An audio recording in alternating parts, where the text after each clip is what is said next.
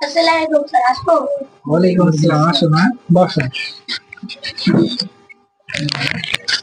তুমি কি ভালো আছো? জি, আমি ভালো আছি। আপনি ভালো আছেন? জি। আজকে তোমার কি পরীক্ষা ছিল? সাধারণ জ্ঞান আর ব্যাকরণ। ঠিক আছে, আমি তোমাকে সাধারণ জ্ঞান থেকে প্রশ্ন করতেছি। বরফ পানিতে ভাসে কেন? বড় পানিতে হালকা বলে পানিতে ভাসে। পৃথিবীর সবচেয়ে বড় মরুভূমির নাম কি? সাহারা মরুভূমি। সৌরজগৎ কাকে বলে? সূর্য এবং সূর্যের চারপাশে অসংখ্য গ্রহ গ্রহ উপগ্রহ নক্ষত্র পুঞ্জ নিয়ে যে জগৎ গঠিত তাকে সৌরজগৎ বলে। পরগাছা কাকে বলে? যে গাছ অন্য গাছের উপর জন্মে তাকে পরগাছা বলে। ধন্যবাদ।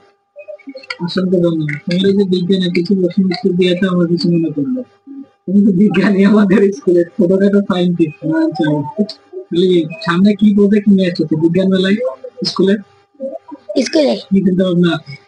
এই যে এই বিজ্ঞান মেলায় প্রজেক্ট বানাবো, আর 5 উঠে বিজ্ঞান মেলায় প্লেন বানিয়ে নিয়ে আসবো। প্লেন? প্লেন কি উঠতে পারবে? জি। আর এই ফাইভ এবার কি করবা?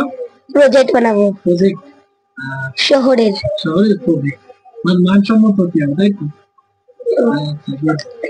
যে বাংলা ব্যাকরণ থেকে তোমাকে আমি প্রশ্ন করছি, ভাষা কাকে বলে? মনের ভাব প্রকাশ করার জন্য আমরা যেসব কথা বলি তাকে ভাষা বলে। ভাষার কয়টি রূপ ও কি কি? ভাষা দুটি রূপ, ভাষা চলিত ভাষা, সাধু ভাষা। সুন্দর। এক কথায় প্রকাশ। উপকার উপকার করে দিন। কৃতজ্ঞ। অন্যের অধীন নয়। স্বাধীন। বাগধারা। আকাশ পাতাল। আকাশ পাতাল অসম্ভব কল্প। আক্কেল সেলাম। বোকামির দণ্ড।